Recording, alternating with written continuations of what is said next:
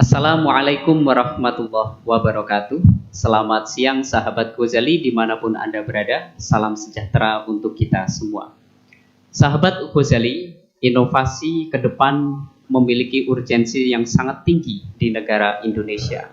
Dan perguruan tinggi merupakan salah satu tulang punggung untuk melaksanakan inovasi. Unuga Cilacap sebagai salah satu perguruan tinggi memiliki kewajiban Tridharma perguruan tinggi, di mana salah satunya adalah melaksanakan kegiatan penelitian. Penelitian harapannya setiap dosen menemukan sebuah inovasi dalam rangka menuju Indonesia berdikari. Bagaimana arah inovasi dari Fakultas Teknologi Industri dan inovasi apa saja yang sudah dihasilkan dari Fakultas Teknologi Industri? Bersama saya Muhammad Ridwan akan membahas. Di sini sudah ada Dekan Fakultas Teknologi Industri, Bapak Christian Solani. Sudah ada juga Kepala Program Studi Teknik Kimia, Ibu Siti Huzaimah. Dan juga sudah ada Kepala Program Studi Teknik Industri, Ibu Aji Kusumastuti. Sehat Bapak dan Ibu? Mic-nya boleh dipakai. Gimana kabarnya Pak Dekan? Alhamdulillah saya. Oke, Bu Ima? Alhamdulillah sehat. Bu Aji? Alhamdulillah. Iya. Dan sahabat Ghazali, sebenarnya ada satu lagi narasumber pada kesempatan kali ini, yaitu Bapak Dimas Oki Permata Aji, Kepala Program Studi Teknik Mesin. Tetapi hanya karena ada suatu halangan, ada kabar bahwa salah satu keluarga beliau ada yang meninggal, sehingga berhalangan hadir untuk melaksanakan dialog bersama kita. Baik, sahabat Ghazali, sebelum kita berdialog lebih lanjut terkait dengan arah inovasi Fakultas Teknologi Industri, maka saya akan tanya dulu latar belakang keilmuan dari beliau-beliau ini. Pertama ke Pak Dekan terlebih dahulu. Pak Dekan dulu kuliah S1 dan 2-nya di mana, Pak? Baik, terima kasih Mas Iwan. Halo semuanya, apa kabar sahabat Ghazali? Perkenalkan, nama saya Christian Solani, Dekan Fakultas Teknologi Industri Unuga Cilacap. Background latar pendidikan saya, dulu saya S1 dari Teknik Pertanian Universitas Jenderal Sudirman Purwokerto. Oke, di Unsud ya? Unsur, gitu. Terus Teknik Pertanian. Oke. Lanjut di S2 gitu, saya melanjutkan studi di Teknik Mesin Pertanian dan Pangan IPB Bogor. IPB Bogor. Betul. Dari Fakultas Pertanian ke Pindah hijrah ke Teknik Mesin. Teknik Mesin. Teknik Mesin. Gimana ceritanya Pak Dekan kok berminat di Teknik Mesin?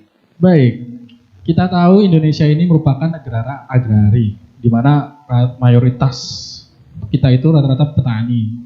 Tanah kita itu subur. Cuman kita perlu melakukan inovasi teknologi. Yang awalnya dulu menggunakan tenaga manusia, kita harus beralih menggunakan teknologi. Oke, baik. Itu latar belakang pendidikan dari Pak Dekan FTI. Yang kedua, Bu Ima, dulu kuliah S1 dan 2 di mana, Bu? Iya, terima kasih Mas Iwan. Saya S1-nya Teknik Kimia di UII. UII itu Islam Indonesia, Yogyakarta. Di Yogyakarta, oke. Iya. Dan bicara tentang S2, saya sedikit melenceng, saya masuk ke pendidikan, Mas Iwan. Oke, tapi pendidikan. Sekarang saya terjun di Teknik Kimia, dan ini saya sedang on the way kuliah di Teknik Kimia lagi untuk mendalami ilmunya. Baik, gitu. kita doakan ya, sahabat Ghazali. Amin. Ternyata yang di samping saya selain sebagai Kepala Program Studi Teknik Kimia, sekarang juga masih sebagai mahasiswa. Begitu ya, Bu? Oke, mudah-mudahan cepat selesai Bu kuliahnya, diberi kelancaran. Sesuai bidang ilmunya, Mas. Amin. Karena totalitas, begitu ya. Betul. Bu Aji, dulu kuliahnya di mana, Bu?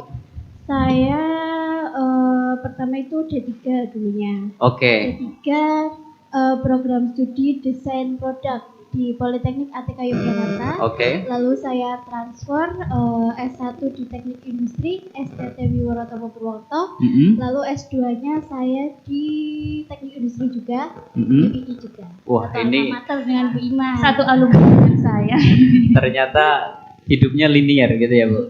Oke, dari D3 sampai S2 berhubungan sekali dengan teknik industri ya, Bu. Iya. Maka tidak salah jika sekarang menjabat sebagai Kepala Program Studi Teknik Industri.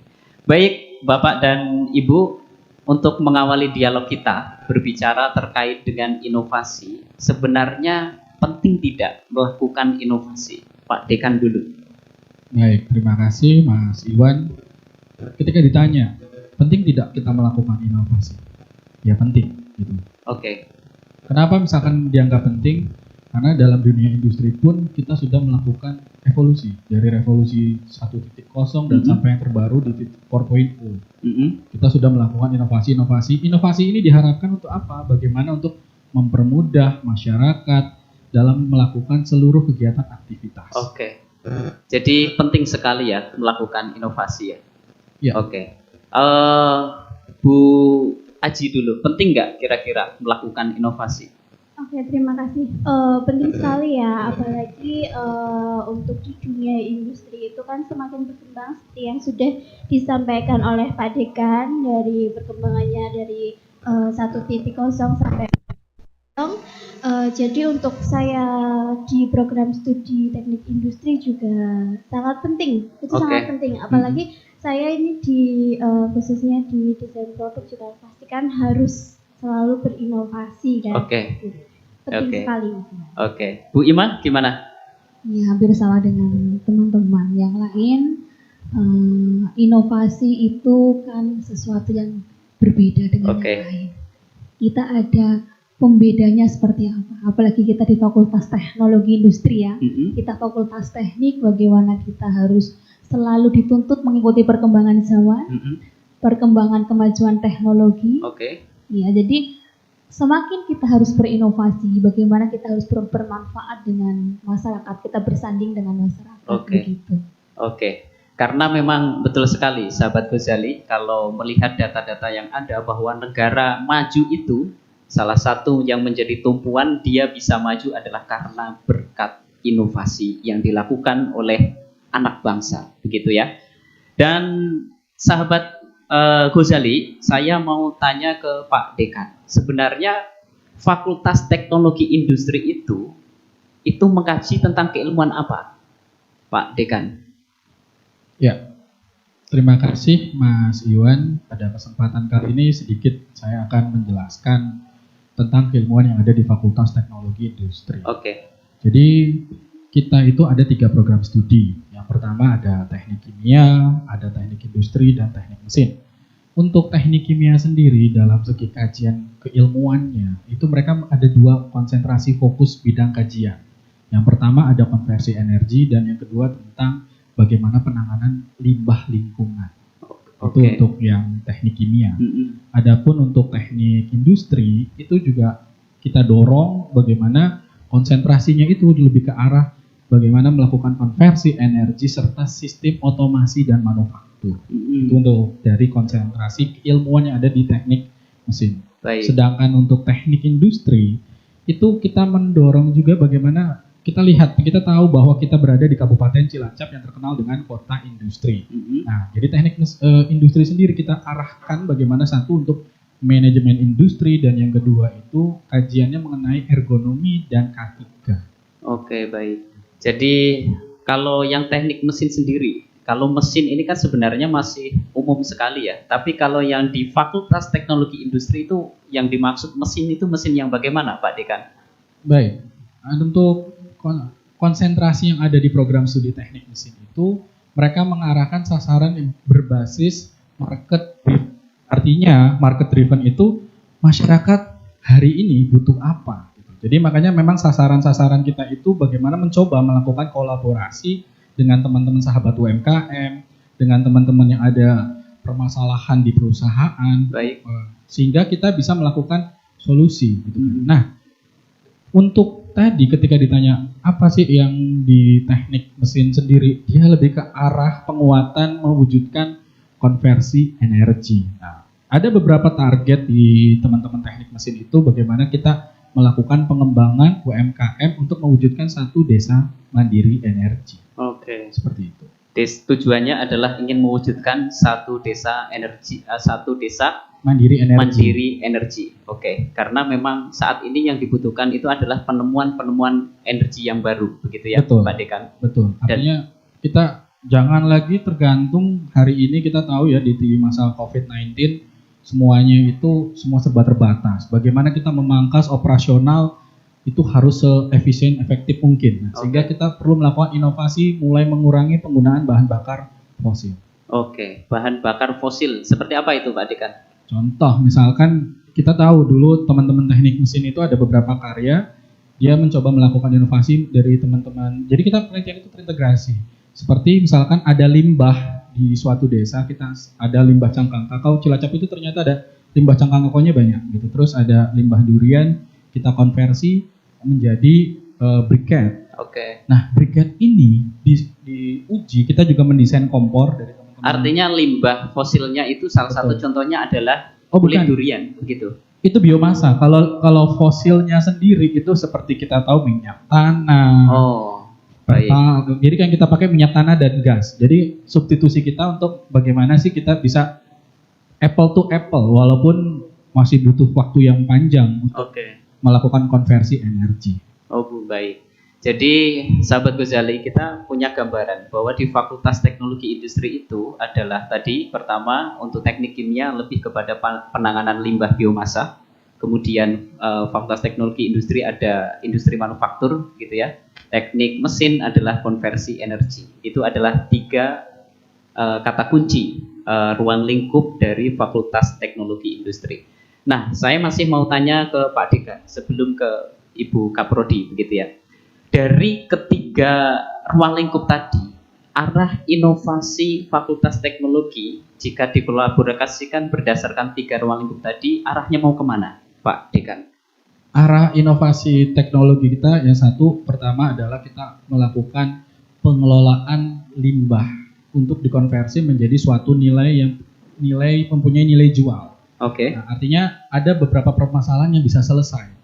Permasalahan yang bisa selesai itulah yang harapan kami akan membuat desa itu menjadi pertama ramah lingkungan, yang kedua juga mandiri energi, dan yang ketiga untuk proses produksinya dalam industri rumah tangga pun juga sangat terbantu.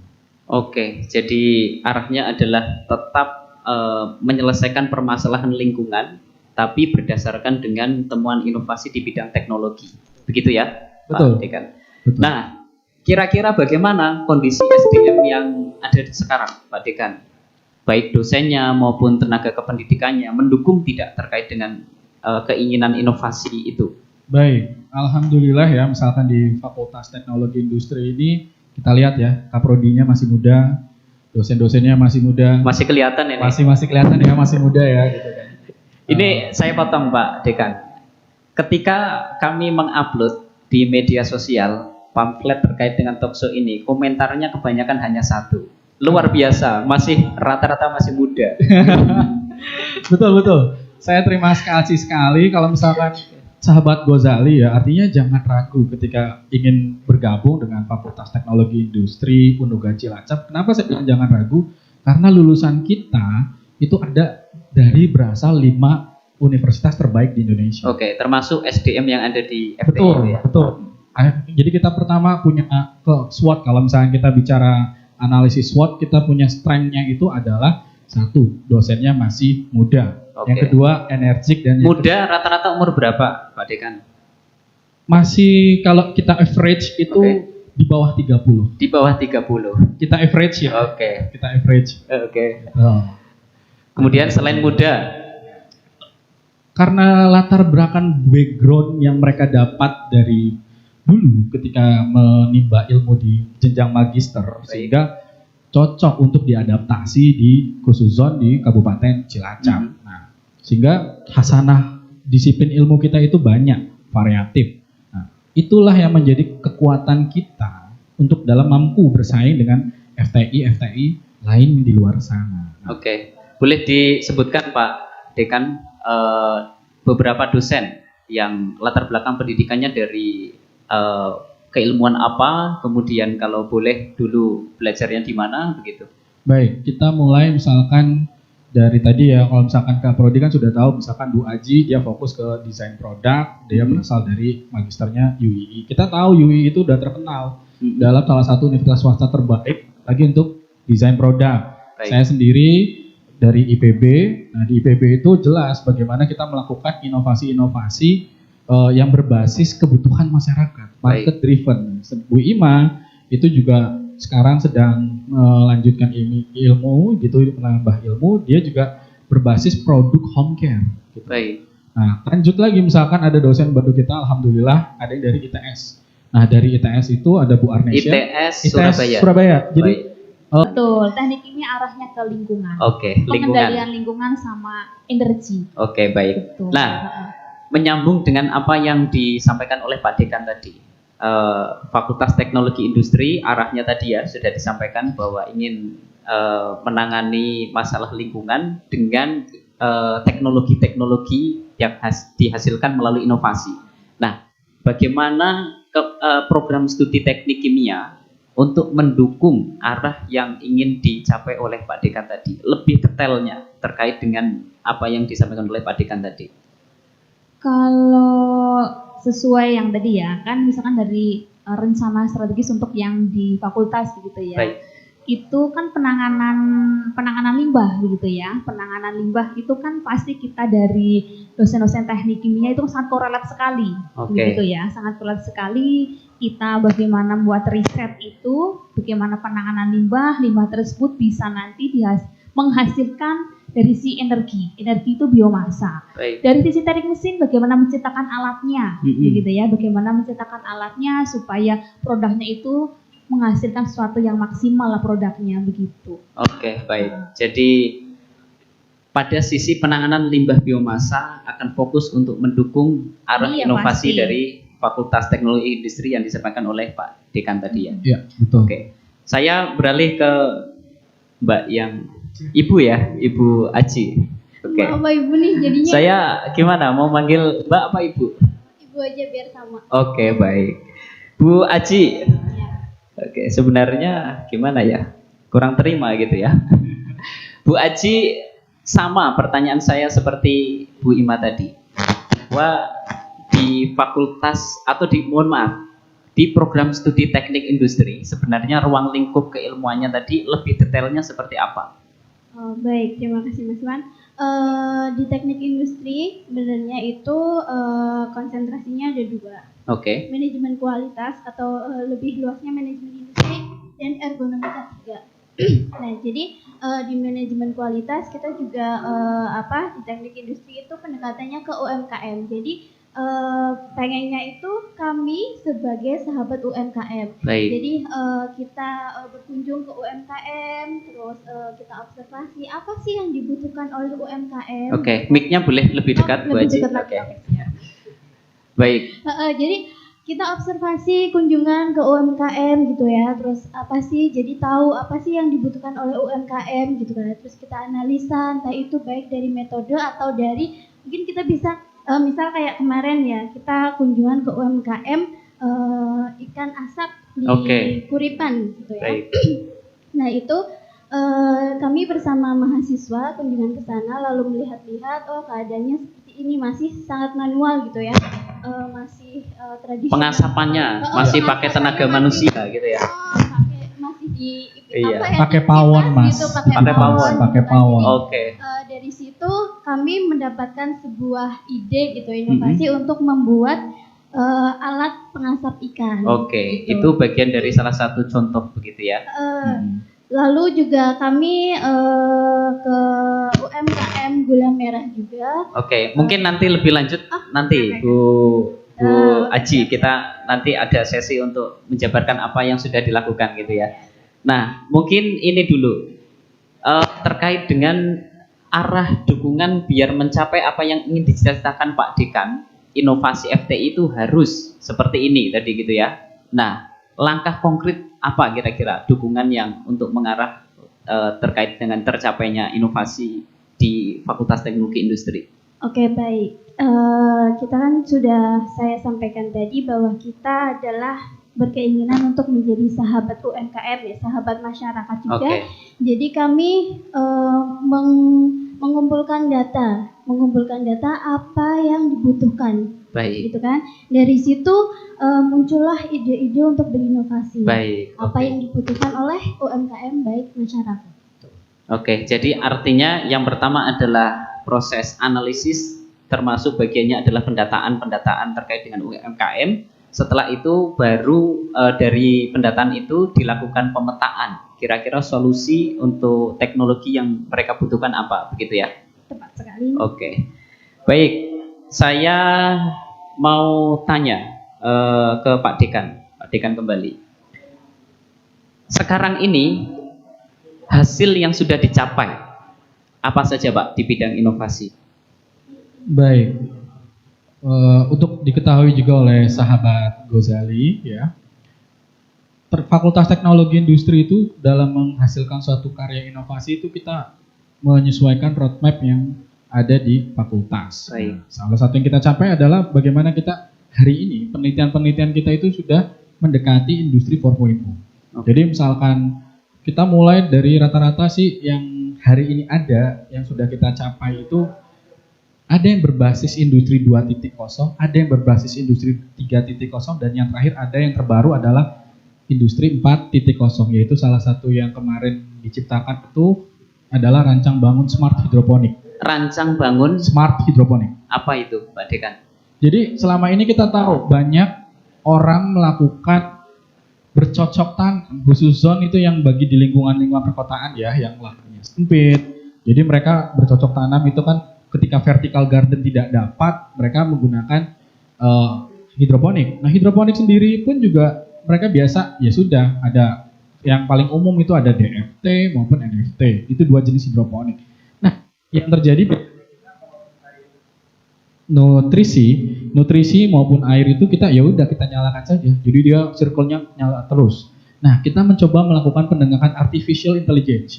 Nah, itu kita menggunakan Arduino Uno, suatu microcontroller. Di situ kita bisa mengatur. Jadi kapan on off-nya. Jadi ketika tanaman nutrisi itu dia sudah kekurangan nutrisi, maka pompa nutrisi jalan.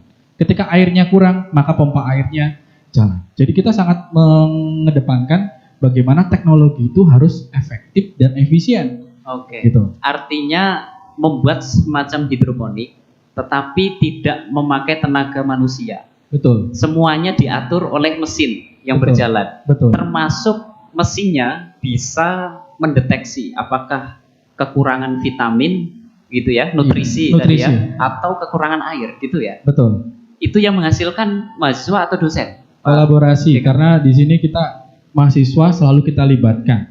Jangan sampai nanti dosen bikin riset sendiri, mahasiswa bikin riset sendiri, ini nggak ketemu. Oke. Artinya dosen tetap menjadi payung pioner research. Nah, baru mahasiswa belajar di situ. Oke. Jadi supaya nanti mahasiswa itu ada kolaborasi. Karena jangan sampai nanti mahasiswa bingung ketika saya mau riset apa gitu. Itu kan nggak boleh gitu kan. Oke. Makanya kita juga selalu di fakultas, saya juga titip pesan kepada Kaprodi bahwa tolong mahasiswa dilibatkan baik dalam penelitian maupun dalam diseminasi hasil penelitian yang berupa pengabdian. Oke. Seperti dan yang kemarin terakhir terbaru kita tahu di tengah era pandemi COVID ya Mas ya, itu ada permasalahan. Kita Cilacap itu punya kopi yang enak sampai ke Jerman, kopi di daerah Cilumping. Oke. Nah, ketika musim hujan mereka itu susah. Itu lama banget ketika proses pengeringan. Padahal mereka panen itu 1 tahun itu cuma 1 kali, itu di bulan Agustus, mau kadang di bulan September. Kita tahu udah masuk itu musim penghujan. Nah, terus kita mengurangi bagaimana interaksi orang di tengah COVID ini, ya kita rancang desain, rancang bangun hybrid. Jadi yang ngadu kopinya sendiri, terus juga bahan bakarnya biomas. Jadi kita memanfaatkan teknologi-teknologi untuk tadi melakukan inovasi di arah situ. Oke, baik. Jadi inovasi, mungkin ceritakan lebih lanjut Pak Dekan. Inovasi yang di bidang tadi kopi gitu ya, menciptakan alat yang di situ bisa sebagai pengering begitu atau gimana? Iya, betul. Jadi kita biasa kan saya pakai kombinasi namanya hybrid. Hybrid itu misalkan pagi ketika kita jemur itu kita biomasanya nggak nyala, artinya kayu bakarnya kita nggak nyalakan. Jadi matahari masuk. Nah, kita sudah melakukan perhitungan teknik, analisis tekniknya itu kira-kira kan matahari mulai start dari jam 9 sampai jam 2 itu dia mendapatkan panas berapa gitu. Karena target kita akan menurunkan kadar kopi sebelum fase roasting. Oke. Sebelum di roasting. Sebelum di roasting, kadar airnya maksudnya. Betul. Kadar air kan misalkan petani habis petik itu kan bisa dicuci, dipisah. Nah habis itu kan digelar itu mereka bikin rumah kayak model kayak greenhouse tapi cuma rumah-rumah plastik ditaruh di situ. Nah itu prosesnya lama. Nah kita mencoba menghitung berapa sih laju pertumbuhan, laju pengeringnya. Nah makanya ini merupakan di Fakultas Teknologi itu selalu kolaborasi dari teknik mesin, teknik kimia, teknik industri. Jadi kita kalau membuat penelitian itu tuntas, gitu loh. Nah setelah tadi kita desain, temu nih, ternyata inovasi. Banyak yang kemarin bertanya, sebenarnya nanti mungkin ada videonya. Kok dibakarnya di sini, tapi ruang pengeringnya di sana gitu kan, di bagian berbeda. Karena kita memanfaatkan panas melalui heat exchanger, panas yang keluar dari pembakaran kayu itu ketika nanti mulai redup nih, sore-sore mulai redup, kita tarik panasnya sehingga untuk mengeringkan itu proses pengeringannya tetap berjalan. Seperti itu. Dan itu menggunakan otomasi, jadi ngaduknya itu nggak manual gini kan ya. Kita tinggal pencet, jadi dia udah gerak. Gitu. Dan itu adalah bagian dari inovasi menuju revolusi industri juga ya. Betul, menuju 4.0. Nah, Bu Ima, selain yang disampaikan Pak Dekan tadi, di teknik kimia selama ini sudah melakukan inovasi di bidang apa saja? Ya, ini mungkin menceritakan dari riset saya ya. Boleh. Boleh ya. Lebih paham. Betul, pasti ya? Iya pasti lebih paham.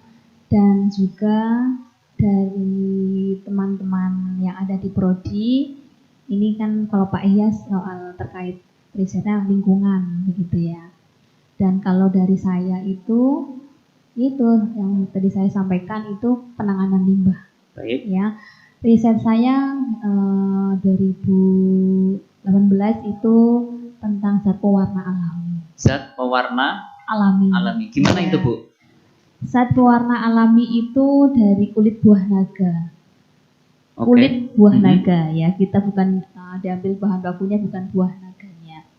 Tetapi karena kita fokusnya ya ke lingkungan, ke penanganan limbah, bagaimana limbah itu bernilai, jadi saya ngambil bahan bakunya itu dari kulit buah naga. Kulit buah naga bagaimana sih ya kita olah? Lah itu kan itu juga sama kita inovasi begitu ya. Kulit buah naga menjadi produk pewarna alam. Jadi buah naga itu kan ada warna merah atau apa itu warnanya? Merah ya. Itu diambil dari kita sarinya dari kulit. Kulitnya dijadikan sebagai pewarna. Warna alami. Memang kan pewarna alami dan ada pewarna buatan begitu ya. Kalau bicara tentang pewarna buatan itu kan dari kimia dan itu nanti kalau lama-kelamaan selalu dipakai pasti kan karsinogenik begitu ya. Kalau pewarna alami kan aman. Itu pewarnanya bisa dipakai untuk apa aja? Pewarna itu bisa diaplikasikan misalkan diketuk makan. Nah ini sahabat Ghazali, ini karena tidak hanya orang Jawa yang nonton gitu ya. Geduk itu adalah salah satu makanan yang terbuat dari singkong. Betul. Gitu ya. Kalau geduk itu kan kalau kita beli makanan gitu ya, makanan jajan pasti kan kita lebih interestnya kan lebih kalau yang berwarna-warni gitu ya. Kalau yang berwarna-warni terus kalau geduk biasanya kan ada warna merah, ada warna hijau gitu ya, dan itu pewarnanya itu lebih bagusnya dari pewarna alami. Misalkan hijau itu kan dari daun pandan, gitu. Kalau yang merah itu bisa diaplikasikan itu dari pewarna alami dari kulit buah naga, begitu. Dan dari riset saya itu, alhamdulillah sedang proses haki ya Mas ya, yang itu apa namanya? Paten. Itu masih dalam proses ya, mudah-mudahan patennya ini segera, sertifikatnya juga segera keluar. Amin. Begitu.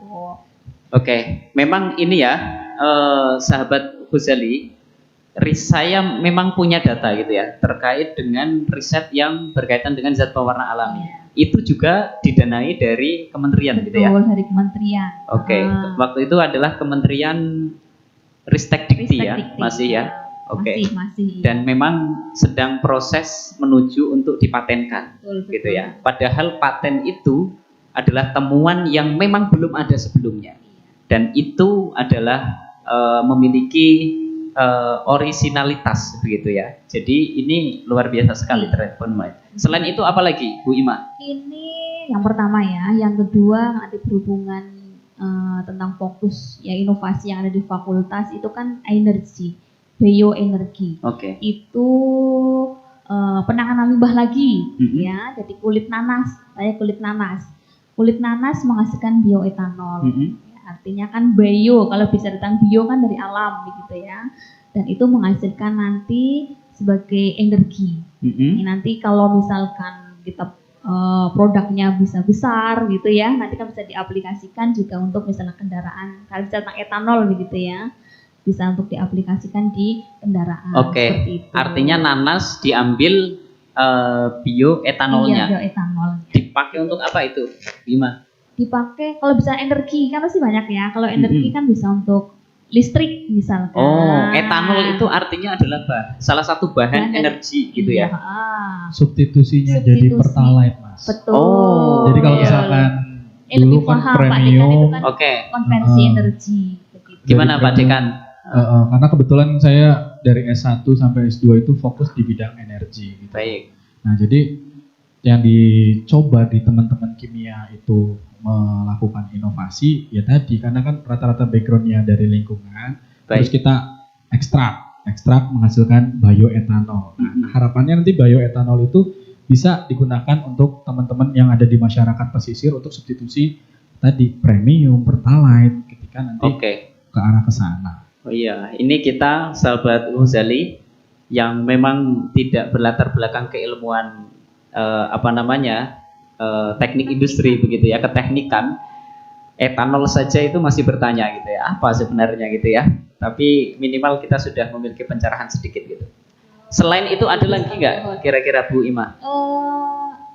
Riset lagi tentang minyak jelantah. Oke. Ya, minyak jelantah pokoknya sesuatu yang limbah-limbah gitu ya.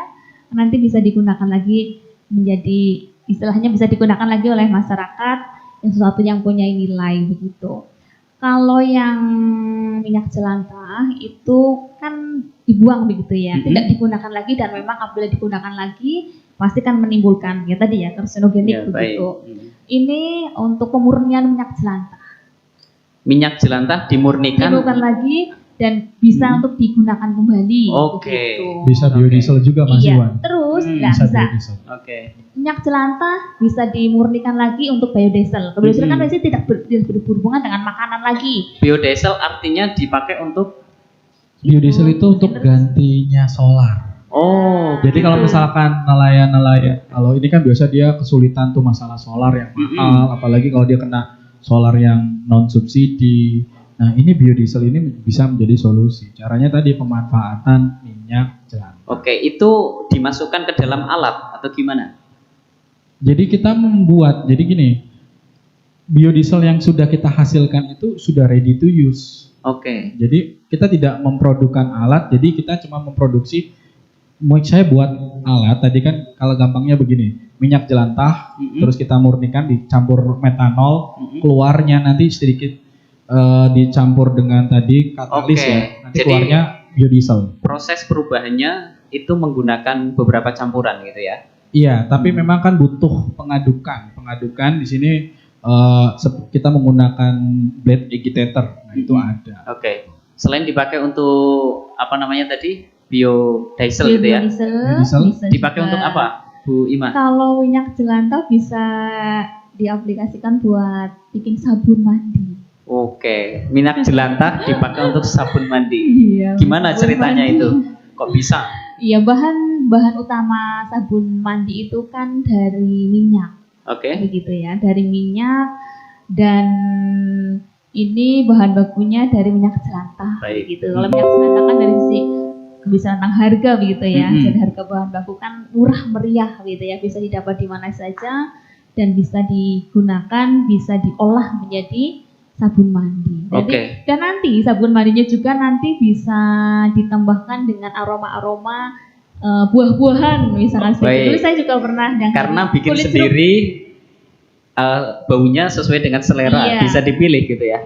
Kulit jeruk saya dulu pernah bikin yang aromanya itu dari kulit jeruk. Kulit jeruk kan limbah juga begitu. Ini saya jadi curiga ini sama apa namanya? Keteknikan gitu ya, terutama teknik kimia. Ini jangan-jangan apa saja bisa dirubah gitu ya. Betul, dulu juga sempat yang Pepsodent begitu ya. Pepsodent itu dari Toe. Apa ya? Kulit kerang, Mas. Oke. Tutut ya, kulit kerang. Kulit kerang dipakai pasta gigi. Pasta gigi. Oke. Gitu. Nggak usah nyebutin merek ya kita ya. Nggak boleh. Oke, pasta gigi gitu aja ya. Aman kan ya? Iya. Dari Jadi kita ahli rekayasa lah, Mas. Apapun kita rekayasa. Betul. Nah, itu sisi dari si inovasi kan. Inovasinya di situ. Iya. Dan itu menurut saya membuat saya terkesima gitu ya, bahwa ternyata tidak seperti yang saya bayangkan, bahwa keteknikan itu seperti ini kalau bayangan saya gitu ya. Nanti memakai helm kemudian di lapangan gitu. Ternyata tidak ya. Iya, ada juga yang seperti itu. Ada juga seperti itu ya. Ada itu teman-teman Bu Haji itu yang K3L. Oke. Itu yang Bu Haji. Tapi Bisa ternyata itu. ini malah bayangan saya seperti waktu kecil itu kalau nonton film profesor itu kan pakai ini ya, pakaian putih. Pakai putih di lab, warnanya macam-macam ya, dicampur-campur nanti ini meledak. persis ya, seperti itu ya untuk proses inovasinya gitu ya. Bahkan memang saya melihat lab kimia sendiri itu memang sama seperti bayangan film yang ada di waktu kecil saya tonton gitu ya. Jadi ternyata betulan ada gitu. Oke. Ada lagi Bu Ima? Dan ini rencana riset saya juga tentang zeolit aktif, zeolit alam aktif. Waduh. Untuk adsorban nitrogen untuk Oke, oksigen. ini bahasanya ini apa itu? Apa zeolit aktif? Zeolit aktif. Apa itu Bu Ima? Zeolit itu ya lempung, tanah lempung. Iya, tanah lempung. Nanti Baik. diaktifasi, terus nanti diaplikasikan buat adsorban nitrogen. Hmm. Karena ini kan kasus COVID ya. Artinya butuh tanah oksigen. lempung dipakai untuk Iya, aktif adsorban. Apa itu? Penyerap. Iya, nitrogen. Maksudnya penyerap apa ini? Penyerapan zat-zat yang misalnya zat pengotor begitu. Oh, nanti bisa dipakai untuk untuk istilahnya adsorban. Adsorban, Gitu. Atau penjerapan gitu loh, Mas. Oke, Penjerapan diserap begitu ya. Jadi zat-zat yang tidak berguna nanti diserap di situ. Yang nanti zeolit aktifnya. Itu seperti produknya adalah popok gitu ya. Atau gimana? Bukan, Mas. Jadi gampangnya begini nih. Iya, yang pakai bahasa oke. saja ini. Yang paling gampang begini, Mas. Kalau misalkan kita, kan misalkan contoh nih, Mas Iwan kan pasti punya kolam akuarium nih. Oke. Nah, kan dia harus dikuras nih. Kan nggak mungkin kita keluarkan semua ya. Kita sedot aja airnya, kita circle. Nah, disitulah peran-perannya tadi absorben tadi. Menampung zat-zat lain selain partikel air. Oke. Itu gampangnya begitu, Mas. Jadi baik. Penjerapan gitu ya. Jadi kalau teknik itu sebenarnya nggak sulit gitu loh ya gitu. Kenapa saya bilang nggak sulit? Baik. Persepsi yang sudah mulai agak ini, padahal sebenarnya kalau di teknik itu kita enjoy, Mas. Karena kita tidak terlalu pusing dengan kita harus menghafal mati rumus segala macam, tidak, karena kita berbasis aplikasi. Oke. Jadi ini ternyata bayangan saya jauh sekali gitu ya. Saya membayangin popok gitu ya. Ternyata tadi ada penyerapan gitu. Ini maksud saya apa zat-zat gitu ya. Waduh. Ternyata memang menyenangkan pokoknya di teknik kimia. Iya. Jadi kita diskusinya ini saya juga punya wawasan baru ini tentu gitu. Ada lagi Bu Ima? Cukup ya. Oke. Sekarang ke Bu Aji. Pak Dekan tadi sudah cerita apa yang dicapai sedikit gitu ya. Lebih detailnya ditambahkan Bu Aji di teknik kimia. Sekarang teknik industri. Bu Ima. Waduh, Bu Ima. Saya salah, mohon maaf. Bu Aji, gimana Bu Aji untuk yang kaprodi teknik industri? Di teknik industri yang sudah saya sampaikan tadi ya, sesuai dengan konsentrasi manajemen kualitas dan ergonomi dan K3. Jadi dengan pendekatan UMKM, kita ke UMKM apa yang dibutuhkan seperti yang kita sudah hasil observasi gitu ya, dari posisi kerjanya gitu ya, apa yang disebut ergonomi itu kan nyaman, yang setidaknya tuh karyawan itu bisa nyaman, aman, tidak cedera gitu kan dalam bekerja. Jadi kita melihat kok di UMKM apalagi yang masih kecil gitu kan, apa-apanya masih tradisional gitu kan. Seperti tadi misal saya ambil contoh di ikan asap tadi ya, itu masih di bawah gitu kan pengasapannya gitu kan, dengan posisi yang membungkuk itu kan ya, untuk secara produktivitas itu mungkin mempengaruhi produktivitas, mungkin cepat lelah, jadi kan cepat banyak istirahat sehingga kinerjanya itu kurang gitu. Jadi kami itu membuat alat pengasap ikan itu yang lebih ergonomis dengan memperhatikan antropometri tubuh manusia. Gitu. Jadi sesuai dengan kita mengukur di situ ukuran tubuh dari karyawan-karyawan di situ dan dihitung secara antropometri, lalu kita membuat alatnya. Jadi alat pengasap ikan itu di bawah ada tungku dengan material bahan yang ramah terhadap makanan pastinya kan. Jadi dari bawah itu ada tungku, lalu asap dan panasnya itu ke atas, lalu mengasapi ikannya itu. Itu. Terus itu untuk yang ikan asap. Jadi membuat alat di mana pengasapan itu hanya tinggal dimasukkan ikannya gitu ya.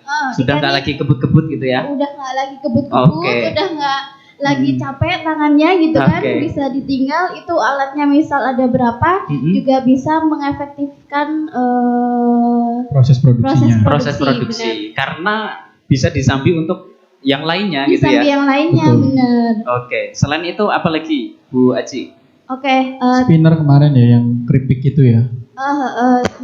Keripik itu juga dari kebutuhan, kita melihat kebutuhan dari konsumen juga ya, UMKM keripik pisang. Jadi untuk mengeringkan tadi kan minyak itu kan kadang cuman ditaruh di nampan terus pakai kertas gitu kan, jadi kadang nggak steril juga, kena debu atau kalau ditinggal gitu kan. Nah kami membuat dengan mahasiswa itu membuat mesin spinner peniris minyak, dan itu juga bisa diatur kecepatannya. Jadi nanti mungkin kan bisa bahannya lain dengan kecepatan lain dengan daya penirisan yang berbeda.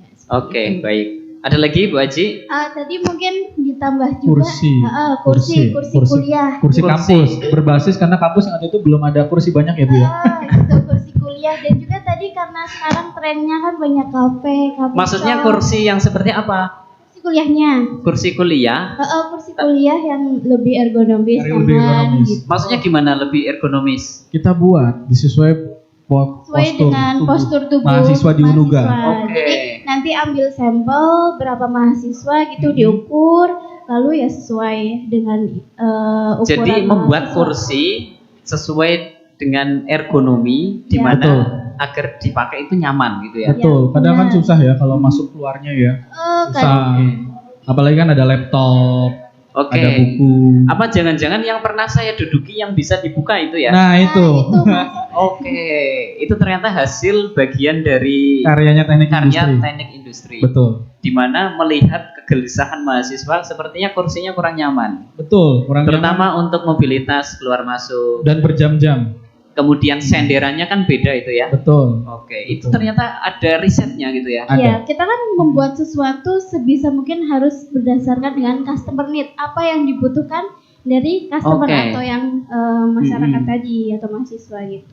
Ternyata luar biasa ya. Saya baru tahu gitu ya. Meja juga ada Mas Iwan. Meja juga ada. Itu kita terinspirasi dari sekarang kan banyak maraknya cafe shop itu. Jadi cafe shop dan food truck. Food truck kan berpindah-pindah ya, kadang kan di pinggir jalan kayak gitu. Jadi kita bikin meja yang portable. Bisa dilipat, dan itu cara anak sekarang tuh estetik lah. Estetik gitu. Gambaran mejanya gimana Bu Aji? Bertingkat ya. Bertingkat. Jadi nanti itu bisa dilipat gitu. Mejanya bertingkat. Kayak sebenarnya itu konsepnya kayak jemuran. Kayak jemuran. Betul. Gitu. Kayak jemuran. Kayak jemuran, terus nanti bisa dibuka gitu. Terus dibuka, nanti ada 2 sub gitu ya, biasanya nanti ini buat kayak nongkrong coffee shop gitu. Terus ininya kayak biasanya sekarang harus apa-apa estetik gitu ya, ditambah pot-pot apa. Jadi meja itu sekaligus bisa untuk duduk. Begitu? Itu meja aja. Hanya meja saja. Oke. Hanya saja lebih praktis karena bisa dilipat gitu ya. Betul. Dan lebih kalau dibawa itu mobilitasnya lebih gampang gitu ya. Nah, oke. Pak Dekan, saya tahu home base-nya Pak Dekan ini di teknik mesin. Iya. Nah, betul. karena kaprodi teknik mesinnya nggak ada, ini harus menceritakan juga inovasi di teknik mesinnya. Baik, kalau untuk inovasi di program studi di teknik mesin itu juga sama ya, dalam mensukseskan Renstra dari Fakultas Teknologi Industri itu bagaimana tadi kita melakukan merancang merakit suatu mesin atau alat itu yang mempunyai nilai efektif dan efisien. Contoh yang kemarin itu sudah dilakukan program studi teknik mesin, itu dia membuat tadi drum dan mesin pencetak briket pelet. Gitu. Itu maksudnya drum yang ini ya, drum yang dipakai untuk seperti bekas tempat aspal itu ya. Betul, tapi nggak yang dari itu juga ya. Tidak gitu dari ya. itu. Nah, kalau itu kan yang konven. Nah, kalau menggunakan drum yang konven itu waktunya lebih lama. Nah, jadi drumnya itu memang sudah disusun sedemikian rupa gitu ya. Kita rancang berdasarkan satu apa sih sebenarnya yang kita butuhkan. Pertama, kebutuhan udara, kita hitung analisis bagaimana laju udara yang ada di ruang pembakaran, terus supaya kita pelihara panasnya tetap berada di ruang pembakaran, itu yang kita rancang di drum. Jadi drumnya sendiri untuk teknik mesin itu memulai beberapa dengan kombinasi tutup udara, itu dihitung. Selanjutnya teman-teman teknik mesin juga membuat pellet briquette. Jadi selama ini kalau briquette itu kan gede-gede gelondong-gelondongan. Nah, ini enaknya kita memanfaatkan tenaga engkol. Jadi di engkol, seperti olahraga ini ya, lah, seperti sepeda ini ya. Betul. Nah, kita hitung juga berapa, jangan sampai vertigonya itu terlalu lebih kalau nanti bisa cedera. Makanya kita menggunakan kombinasi gear sepeda. Jadi kombinasi gear sepeda itu untuk meringankan bebannya. Itu yang teman-teman. Jadi gambarannya itu adalah drum killennya dipakai untuk pembakaran bahannya. Betul. Lalu diproses percetakannya melalui alat briquette-nya tadi. Betul. Begitu. Nah, lanjut lagi langsung dibuat untuk, kan kita udah ada nih produknya briquette pellet. Itu kecil-kecil. Jadi kalau sahabat Gozali lihat itu, dia tuh kalau briquette kan gede-gede. Ini kecil-kecil. Nah, kita buat juga melakukan redesign terhadap kompor yang menggunakan fan dari itu komputer, kipas komputer. Jadi kita pakai kipas komputer, kita dorong fan, dan ternyata panas yang dihasilkan nyalanya itu tidak kalah jauh beda dengan kompor gas. Itu inovasi yang kedua artinya ya. Betul, jadi tuntas tuh. Kompor fan gitu ya namanya. Kompor fan itu. Gitu, kita bikin kompor fan menggunakan tadi pakai dirubah, redesign, kita menggunakan fan kipas. Jadi nyalanya itu hampir sama. Tapi sekarang sudah banyak eranya memakai kompor gas. Gimana itu? Betul, ini memang permasalahannya. Padahal kita tahu gas itu merupakan bahan bakar yang sifatnya tidak dapat diperbarui. Begitu. Betul. Ini dulu eranya ini Presiden dulu SBY ya Pak JK, bagaimana mengkonversi minyak tanah dirubah menjadi gas. Memang betul di hari itu cadangan gas alam kita banyak. Lihat efeknya setelah mau 20 tahun. Itu nanti kan lama-lama bisa jadi impor gas kita. Makanya kalau persepsi kami di tingkat fakultas dan di prodi itu, desa, apalagi Indonesia itu kan kaya potensi biomas. Kenapa mereka tidak merdeka secara mandiri energi? Artinya kelolalah, mereka punya kayu bakar, mereka punya dedaunan, mereka punya apa, dikelola di situ dari desa itu sehingga bisa energinya terpenuhi dari desa itu sendiri. Perbedaannya dengan kompor-kompor dahulu, artinya kalau kompor dahulu pakai minyak, sekarang pakai briquette. Briquette sebenarnya sudah ada ketika zaman Presiden Soeharto, tapi itu tidak familiar karena satu, proses penyalaannya lama, terus juga kalau matiinnya juga susah, jadi tidak fleksibel. Nah, hari ini kita mencoba dalam bentuknya kita modifikasi, kompornya kita modifikasi, bagaimana sih penyalaannya itu lebih cepat. Jadi menyalakan briquette lebih cepat. Betul. Gimana itu caranya, Pak Dekan? Sekilas saja. Bocoran caranya gimana? Ya kita hitung. Makanya saya bilang di teknik itu gampang. Kita ngelamun, duduk minum kopi sambil menghitung, punya ide gitu. Selesai permasalahan. Itu enak di teknik gitu. Jadi kalau teman-teman sahabat Gozali masih wow teknik itu susah. Tidak. Teknik itu lihat nih, kita tampilannya santai-santai. Gitu kan, nggak ada serius apa gimana gitu kan, kita enjoy, fleksibel karena kita datang, kita lihat, kita selesaikan permasalahan. Jadi memang bagaimana proses menyalakan kompor dengan briket yang mudah itu ada hitungannya gitu ya Pak? Ada, analisis tekniknya ada. Jadi pertama dimensi ruang pembakarannya berapa, lihat dimensi ukuran bahan bakarnya berapa, terus lihat material yang digunakan berapa, kemudian lihat di dalam itu kebutuhan udaranya berapa, itu semua dihitung kok, dan itu mudah. Jadi ternyata selain itu apa Pak Dekan? Ada inovasi lain? Kalau yang di teman-teman baru satu ya tadi yang ceritakan ya? Iya, itu yang tuntas satu, yang terus yang kemarin tadi juga diceritakan itu teman-teman teknik mesin ini memang karena dituntut ya. Kalau teknik mesin itu dia harus menciptakan alat maupun mesin. Paling gampang kemarin kita ke daerah Kebasen. Di Kebasen itu ternyata ada kelompok tani di sana. Nah, selama ini ternyata ketika festival durian Banyumas atau durian Bawor, bayangin dong 3.000 durian dibuka pakai pisau Mas Iwan. Lama kan? Kita datang diskusi, ya kita buatkan alat pemotong durian dan kita taruh di sana. Jadi kita ciptakan, ini jadi lebih cepat daripada pisau. Dan itu kalau kita belah presisi. Gitu. Jadi bagaimana menemukan pisau gitu ya? Iya, kita ukur dimensi durian. Jadi durian taruh di tengah, nggak gerak-gerak, itu durian taruh, terus kita tekan, plak, udah kebuka. Langsung kebuka gitu. Wah, luar biasa sekali ya. Terus tadi yang spinner ya. Itu idenya dari mana gitu ya? Ada bisa melihat orang kesusahan karena pengalaman sendiri atau memang karena melihat mengamati kondisi yang ada di masyarakat itu? Biasanya Pak Dekan. Biasanya kan kalau kita jalan kita lihat ya di sana seperti apa gitu. Toh kita juga sama-sama menggunakan tenaga manusia, tidak menggunakan otomasi atau mesin. Nah, sehingga kita ganti saja kan pisau. Nah, sebenarnya kan itu kan bentuknya itu geometris. Nah, artinya ya kita tinggal tambahkan tekanan, terus kita kasih gaya, ya kebuka. Baik. Simpelnya begitu. Ini kalau cerita satu-satu lagi mungkin waktunya durasinya sangat molor sekali. Itu hanya beberapa saja yang diceritakan oleh Pak Dekan dan juga Ibu-Ibu Kaprodi gitu ya. Sekarang pertanyaannya, dari hasil inovasi yang sudah dihasilkan tadi, apakah saat ini sudah terdiseminasikan ke masyarakat atau memang baru mau mengarah untuk diseminasi? Pak Dekan, nanti bisa ditambahkan Ibu-Ibu Kaprodi.